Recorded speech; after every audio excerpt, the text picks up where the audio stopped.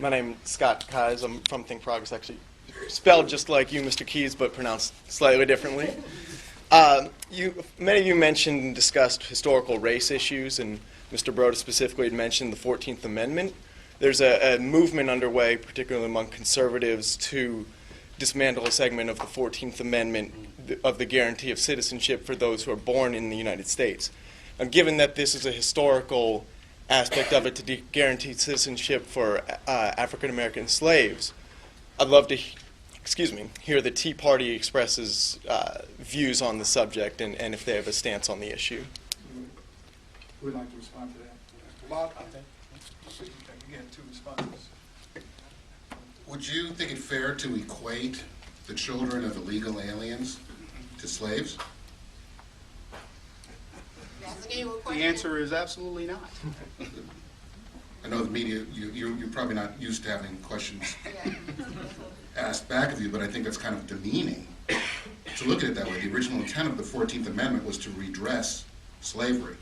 I don't think after, 200 and something, 185, 190 years, we still need that. I think we're one of the few countries in the world that grants citizen status to the children of foreign nationals. I don't understand why we still need something like that today, especially when it is so abused. Where are you from? Have you ever spent any time in Southern California? I sure have. Okay, so you know what the issues are there as far as illegal immigration.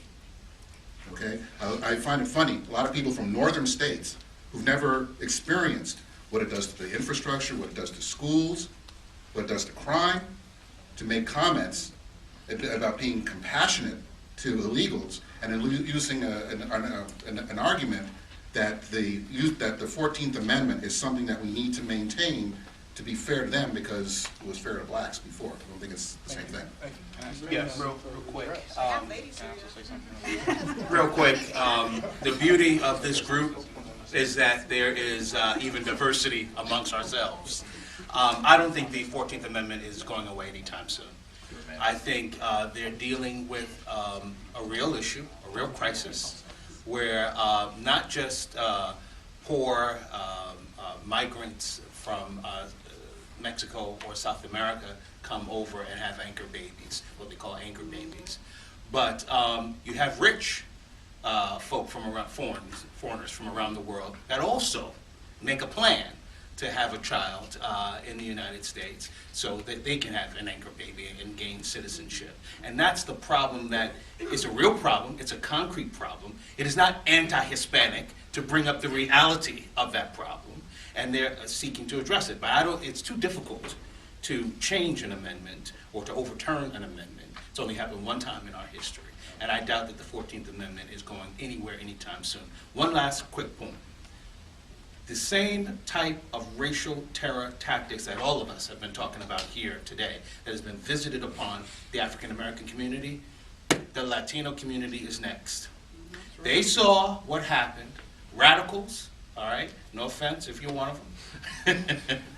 But radicals, left-wing radicals, saw what happened in the election in 2004, where some 40%, over 40% of Latinos voted Republican. They know that there are conservative strains within the Latino community, and there is a full frontal attack and effort being made by the same type of racial terrorism that's being visited upon and paranoia that's being visited upon the African American community to pick the Latino community next. And I want to warn the Republican Party and good conservatives and patriots to prevent that from happening. William, a really quick follow.